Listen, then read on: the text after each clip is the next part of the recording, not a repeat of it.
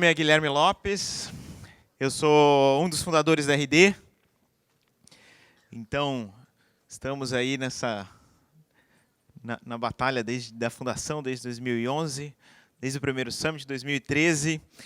E quando a gente fundou a RD, em 2011, eu liderava a área de produto, né, o desenvolvimento do RD Stage de produto.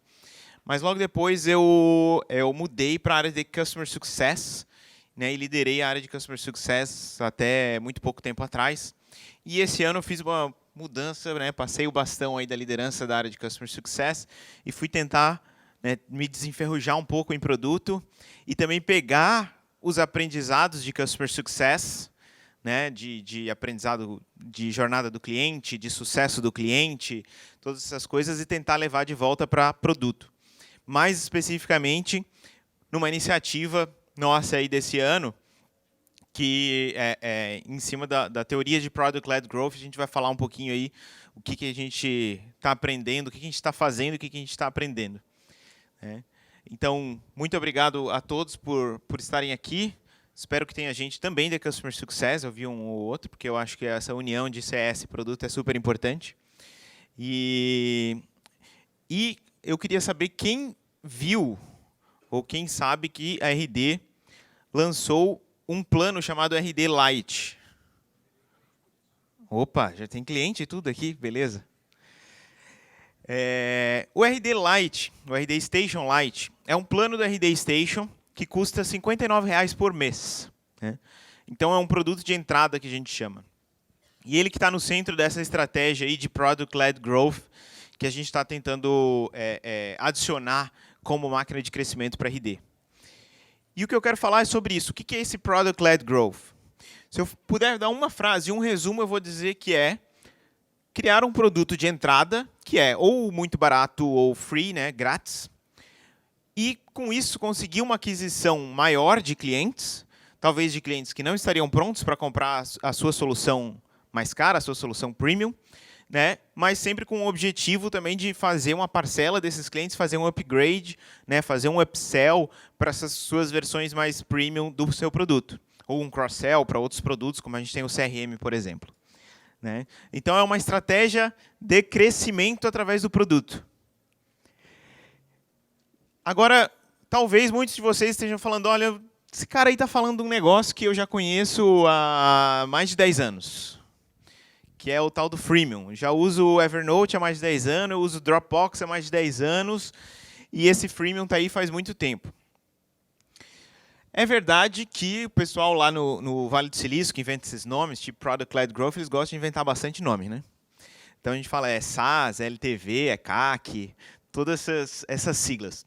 Mas eu acho que a grande diferença, né, do Product-Led Growth e do Premium e do Freemium é que no Product-Led Growth a gente tenta ter, de fato, um produto premium, né? Um produto mais caro e uma possibilidade de expansão de receita do cliente alta.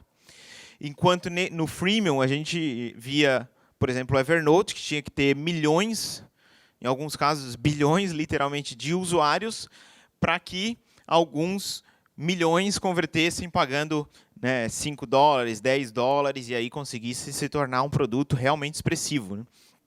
Então, não era de fato um free para um premium, né? Era um free para um muito barato. E aí eu vou falar um pouquinho, então, dessas diferenças também ao longo da apresentação e como que a gente, né, vê essa estratégia de Product-Led Growth crescer através de um produto de entrada, mas com uma curva de expansão longa, uma curva de expansão alta ali para gerar receita com esses clientes. Então, eu queria começar falando que a gente já tentou fazer Product-Led Growth na RD. Quando a gente trabalhava nesse escritório, esse era o escritório da RD. Então, tem literalmente 5 mesas aqui dos 5 fundadores. E tinha aqui, acho que menos de 30 metros quadrados. Quando a gente começou essa empresa, a gente pensou, bom, a gente vai fazer um produto de marketing digital. Nós vamos sentar aqui e fazer código. Né? E como eu falei, eu estava liderando o produto nessa época, que era bastante divertido, por sinal, mas a gente fez a primeira versão do RD, lançou a primeira versão do RD, e qual era a nossa expectativa com isso? A nossa expectativa era super clara, né? Era que a gente ia sentar, ia esperar e ia ficar rico. Deu um pouco mais de trabalho. O RD custava R$ 99, então até dá para dizer que era um produto de entrada aí, super barato de entrada. Mas a gente viu que não tinha um super crescimento pelo produto, não tinha o product-led growth. Lancei o produto, construí, lancei, vou crescer, né? Então, a primeira coisa que, obviamente, a gente fez e faz muito bem até hoje, foi trabalhar marketing e vendas, né? Então, a gente precisou plugar ali uma máquina de marketing e vendas, e aí, enfim, como vocês bem sabem, é o que a gente vende, né? O próprio inbound marketing, e a gente sempre fez muito bem. Então, a gente começou a gerar muita audiência para poder comprar esse produto, né? Que a gente queria vender e queria crescer através dele. Começou a gerar muita audiência. Agora, quando a gente começou a vender, a gente descobriu uma outra coisa. Opa, começamos a vender, legal. A gente descobriu um fato muito interessante. Eu não sei se vocês já viram isso na empresa de vocês, mas vocês sabiam que o cliente pode pagar um boleto e não pagar outro? Acontece às vezes, né? Acontece. Isso aí chama o tal de churn, né? A gente descobriu o tal de churn, que a gente nem ouvia falar, então tinha o tal de churn, que era o cancelamento. Então tinha esse fato estranho, e a gente tinha que fazer alguma coisa com isso para os clientes tentar continuar pagando os boletos e não dar o churn.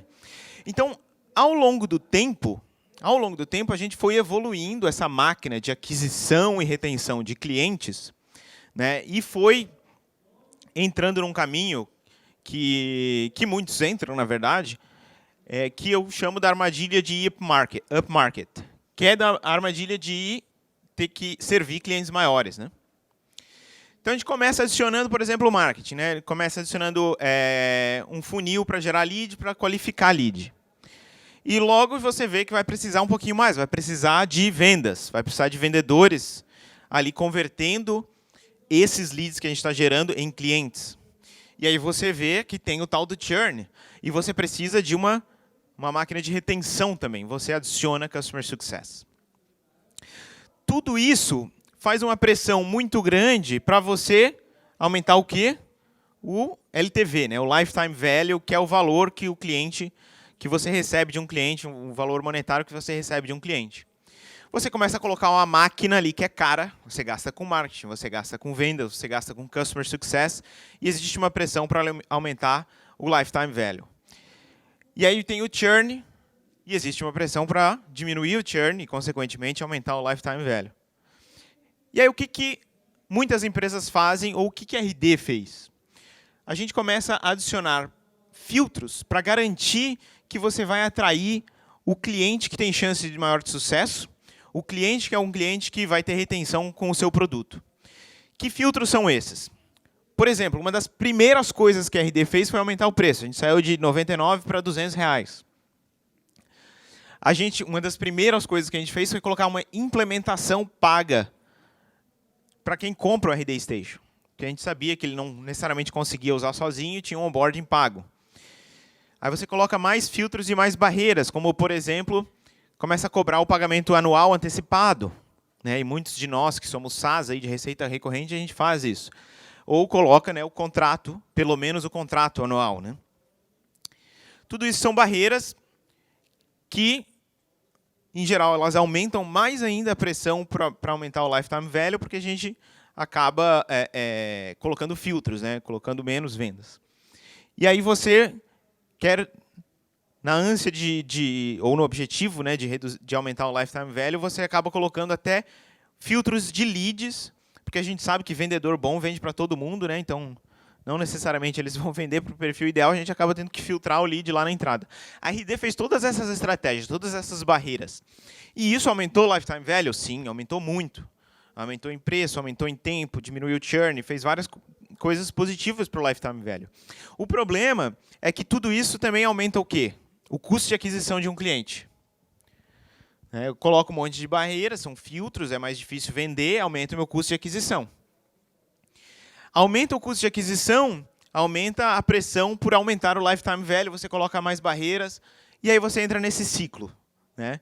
E esse ciclo é o que eu chamo dessa armadilha de upmarket, dessa armadilha de começar a servir os mercados maiores, ou as empresas maiores. Por quê?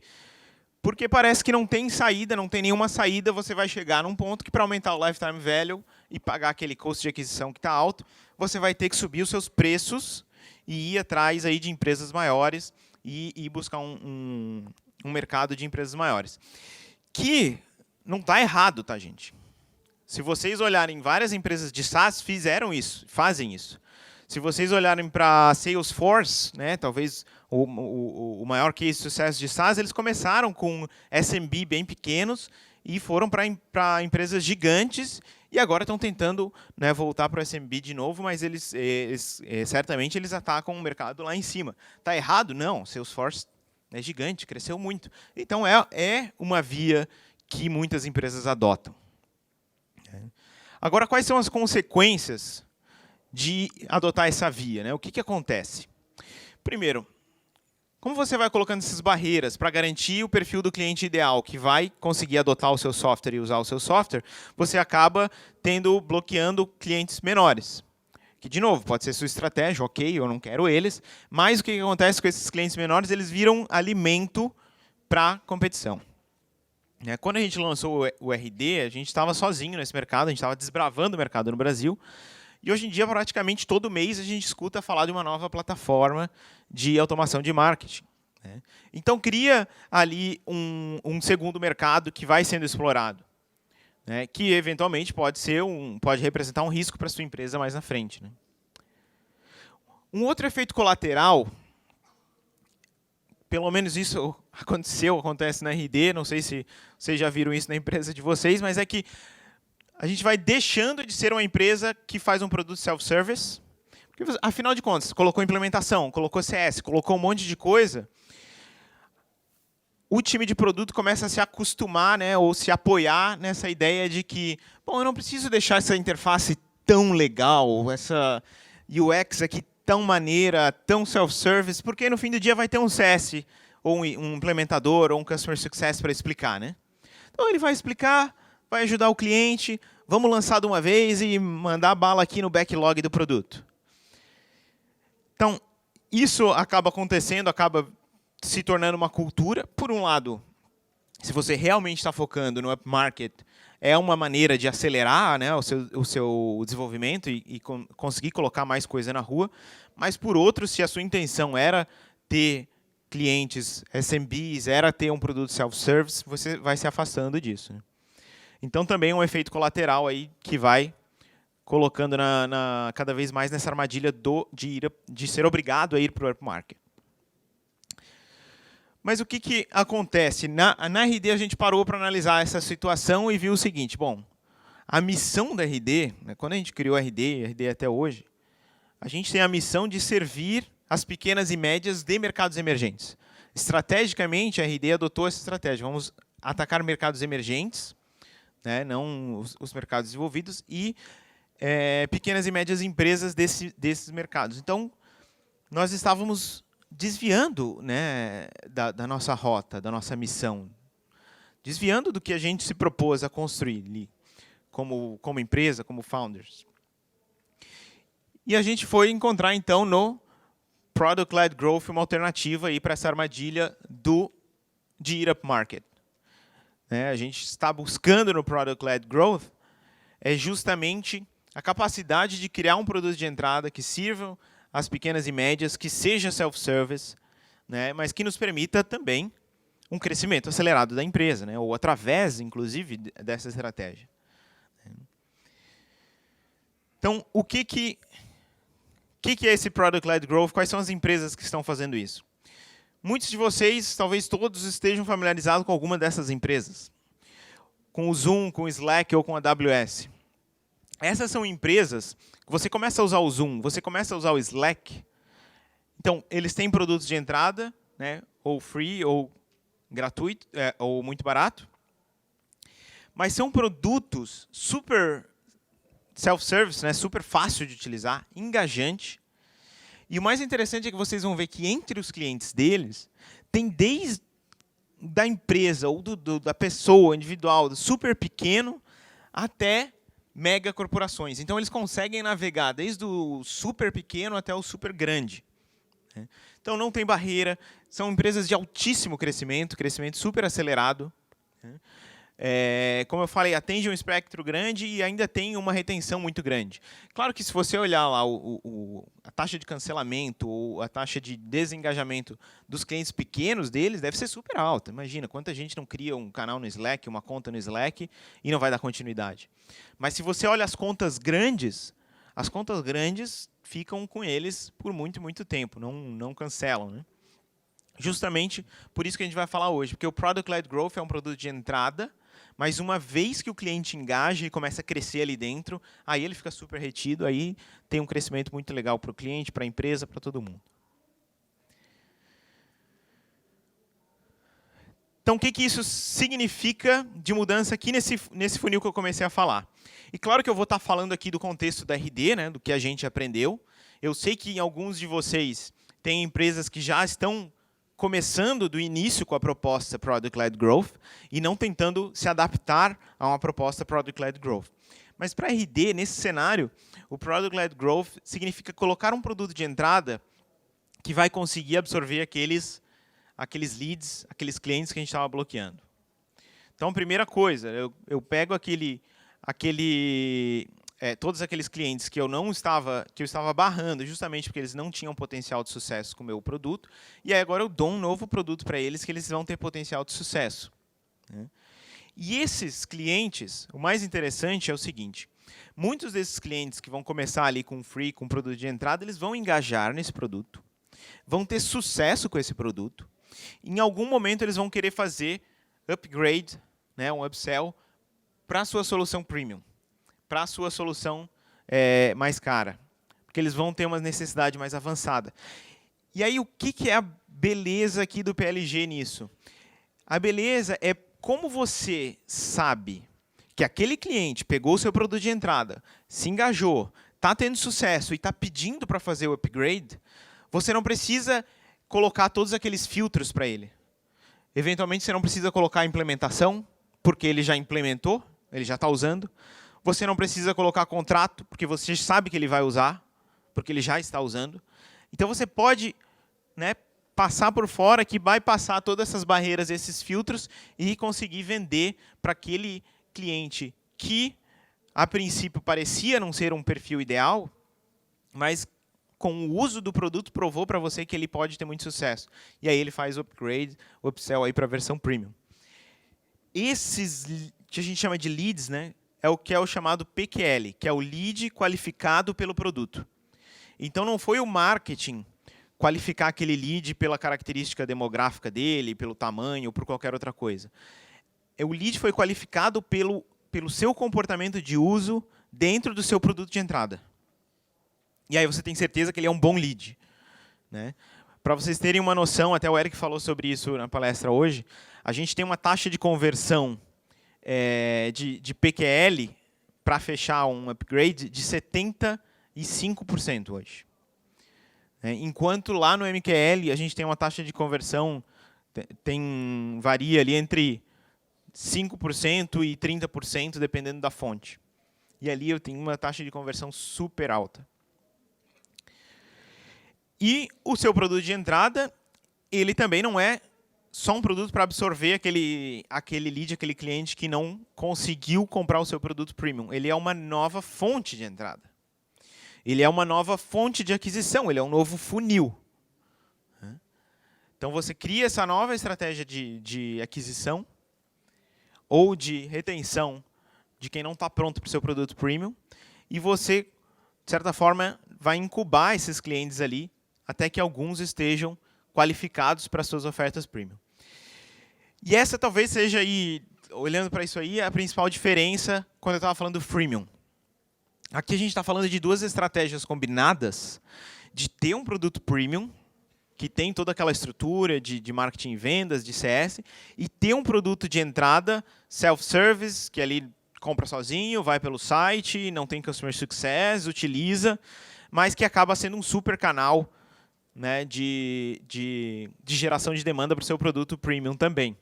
E aí essa estratégia combinada, esses dois funis combinados, é que gera um poder de crescimento que muitos de vocês, muitos de nós, aqui em empresas um pouco mais concretas, um pouco mais brasileiras, que não são Facebooks e Evernotes e Dropbox da vida, que teriam capital para captar milhões e milhões de usuários, conseguem aproveitar.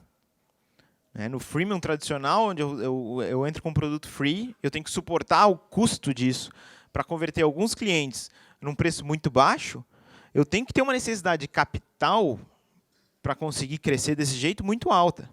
Enquanto se eu combino essas duas estratégias, estou crescendo e gerando receita aí praticamente do dia zero. Certo? Então, essa é talvez a grande atualização, né, a grande diferença e um pouco do que a gente está tentando aprender também. Mas muitas empresas estão falando, é um tema super quente, né? Product-led Growth e PQLs. Agora vamos passar aqui para desafios, né? Acho que eu dei todo um contexto aqui. E eu vou falar um pouquinho dos desafios, falando o que a gente está passando pelos desafios na RD e que vocês provavelmente vão passar e compartilhar o que a gente tem acertado mais aqui para fazer isso funcionar. Primeira coisa, para isso funcionar, esse produto tem que atrair, né, adquirir clientes de entrada, tem que reter esses clientes e tem que ter uma taxa de upgrade. Se eu não tiver essa taxa de upgrade, né, qual que vai ser o retorno que eu estou esperando? E esse já é um desafio enorme, porque já tem uma palavrinha ali, reter, né?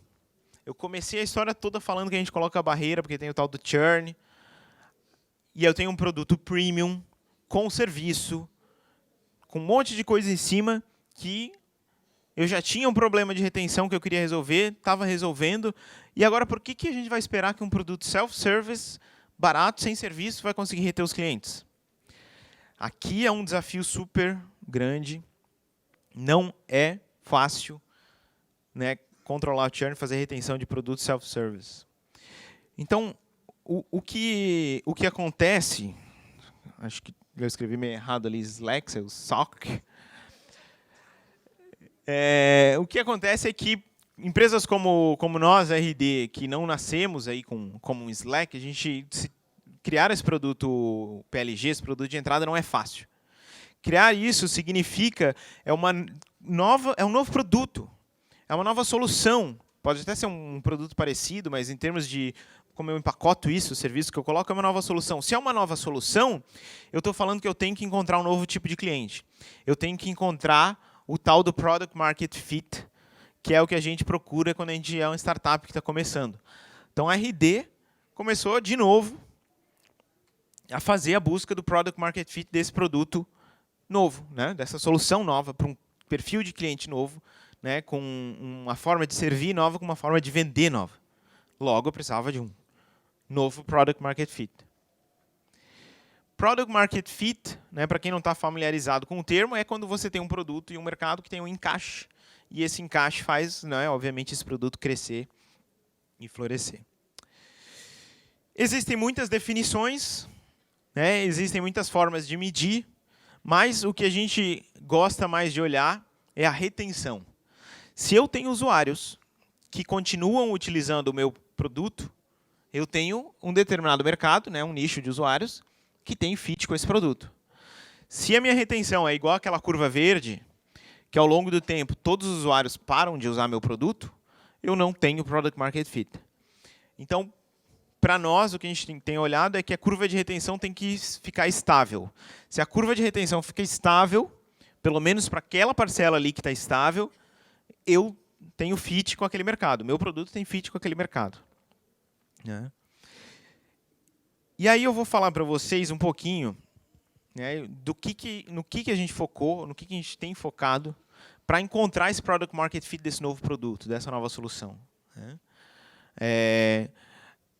Acho que para quem estuda um pouquinho isso, está tentando produzir um novo produto, lançar, vai ver que tem muita gente falando o tempo todo de foco.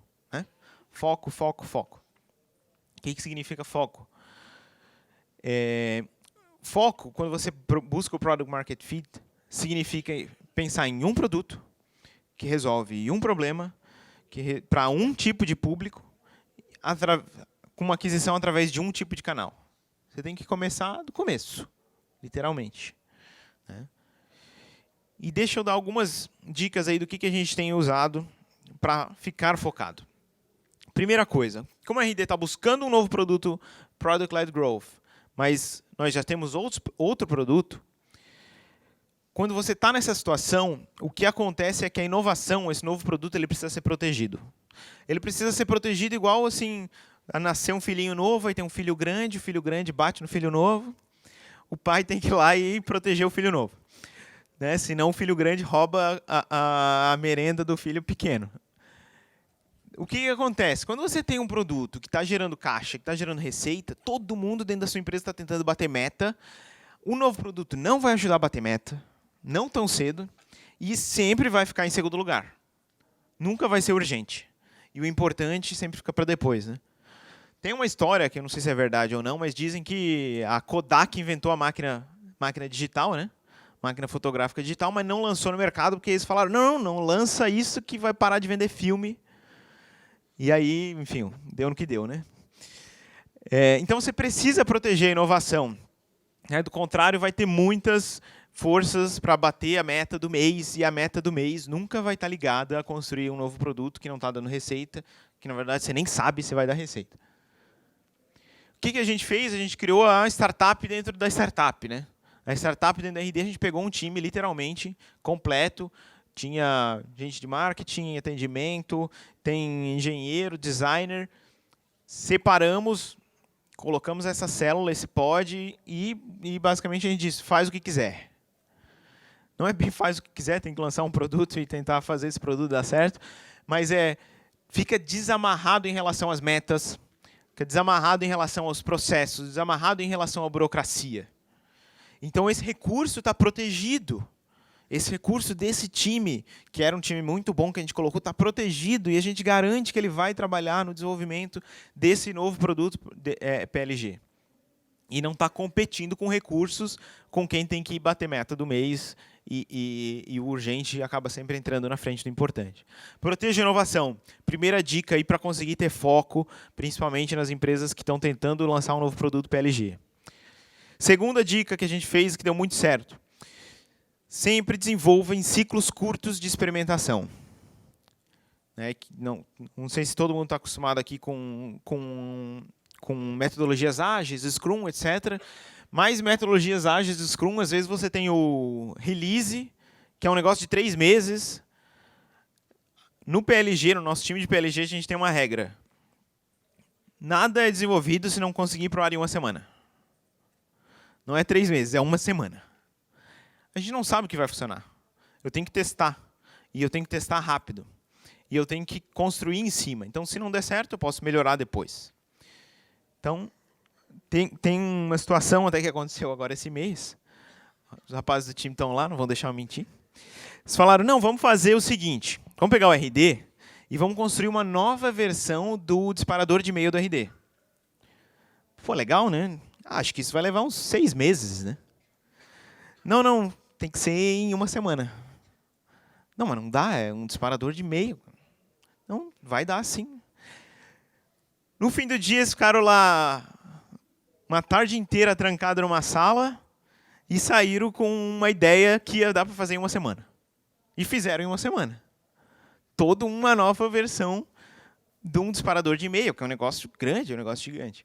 Então, como é que a gente sempre dá para fazer um protótipo mais barato. Sempre dá para fazer um protótipo mais rápido, que você vai colocar na rua e você vai testar com o usuário se vai funcionar ou não. E para qualquer tipo de negócio, literalmente. Né? Tem o Marty Kagan, que trabalhou no Google, fala muito de produto, ele fala que quando o Google lançou o Google Glass, que é um negócio super futurista, que projeta uma imagem ali no seu olho, tem câmera, microfone, não sei o quê, e eles tinham essa mesma ideia de novos produtos, de prototipação e prototipação rápida. E, inclusive, parece que eles fizeram um protótipo do Google Glass, que é um óculos que projeta coisas na sua retina, em 1 semana. Vocês conseguiriam fazer isso? Vai ficar desse jeito aí? Não vai. Vai ficar um pouquinho mais feio. E olha, que eu peguei essa foto, é uma foto real, tá? aquela ali é a 5ª versão já do óculos. Não sei nem como é que é a primeira. Eu acho que eles amarraram um iPhone no óculos aqui e saíram. Então, tudo dá para fazer um protótipo. Tudo dá para colocar alguma coisa que você vai literalmente colocar na cara do usuário para ele testar, né? Então, tudo dá para trabalhar num protótipo rápido e ver se funciona. Não é um produto acabado, claro, mas dá para fazer testes, né? Terceira dica aí para ter muito foco de fazer o seu time trabalhar muito forte aí nesse novo produto, buscando Product Market Fit. Escolha uma métrica para trabalhar por vez. Então, esse aqui é uma métrica, é um funil, que é o chamado Spirit Metrics, que é aquisição, ativação, retenção, receita e referral, né, referências do seu produto. Trabalhar em todas elas, ao mesmo tempo, é a receita para o fracasso. Então, a receita é trabalhar uma única por vez e ir melhorando uma por vez. E uma particularidade, ali na RD, quando a gente trabalhou no Product Market Fit desse novo produto, a gente não começou por aquisição. A gente começou por ativação, que é começar por oferecer uma experiência muito legal para o cliente que está começando.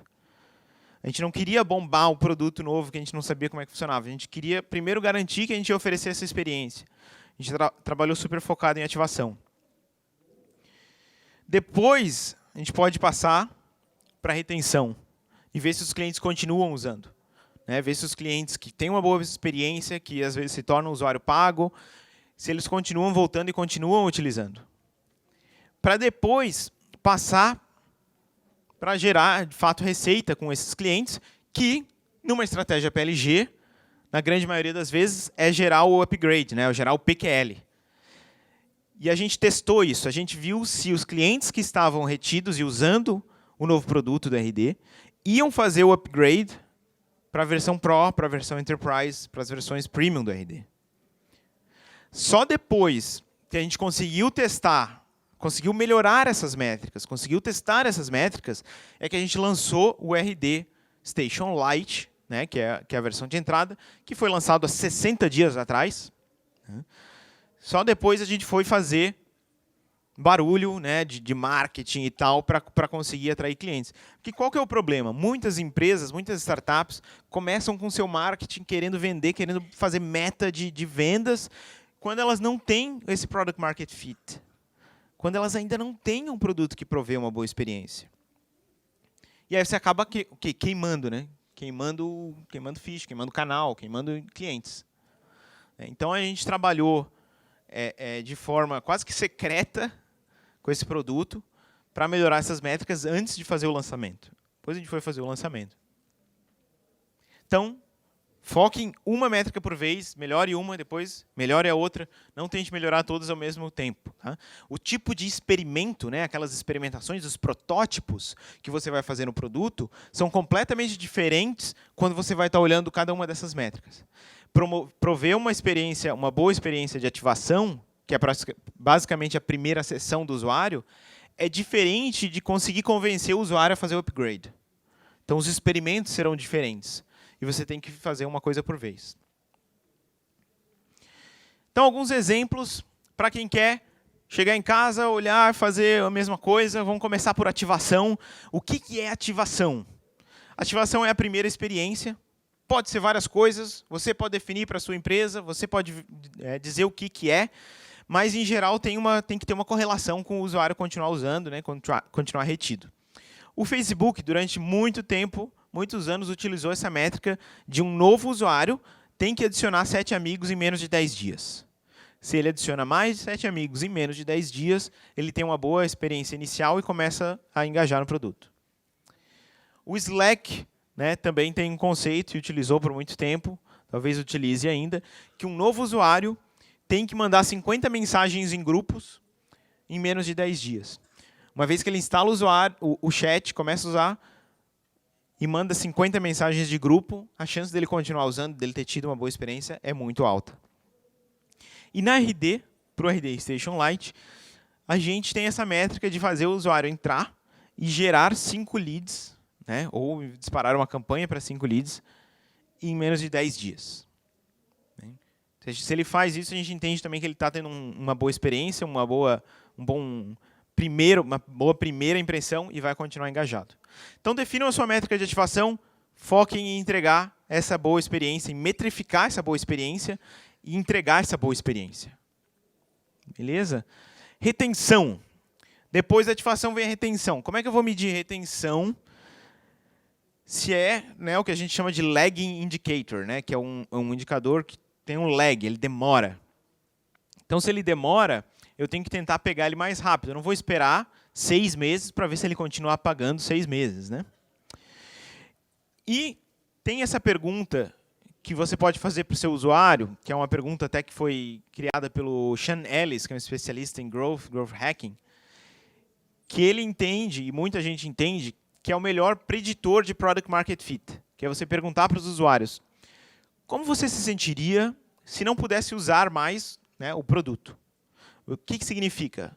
Se o produto deixa de existir, o que significa para você? E aí o usuário pode responder, ele ficaria muito decepcionado, um pouco decepcionado, ou não me importaria. É óbvio que se ele não se importaria, não tem Product Market Fit. Né? Se ele fica um pouco decepcionado, significa que ele vai dar um jeito. Não é tão importante para ele. Mas se ele fica muito decepcionado, se ele ficaria muito decepcionado, é porque é importante para ele. Então, essa é uma maneira de fazer uma pesquisa com o seu usuário para testar o Product Market Fit, né, e a retenção, a futura retenção, antes de esperar meses para ver se ele vai, de fato, ficar meses nesse novo produto que você está lançando, e você não pode ficar esperando meses para saber disso.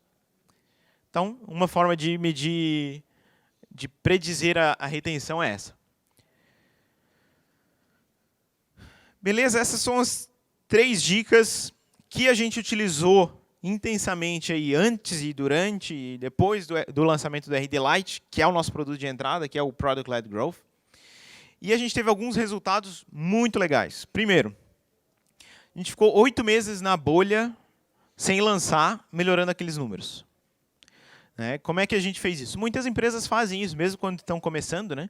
Não fazem um lançamento oficial, trazem usuários por convite, faz uma landing page qualquer, sem fazer muito alarde, para conseguir alguns usuários, e com esses usuários ir fazendo os experimentos e os testes, melhorando os números.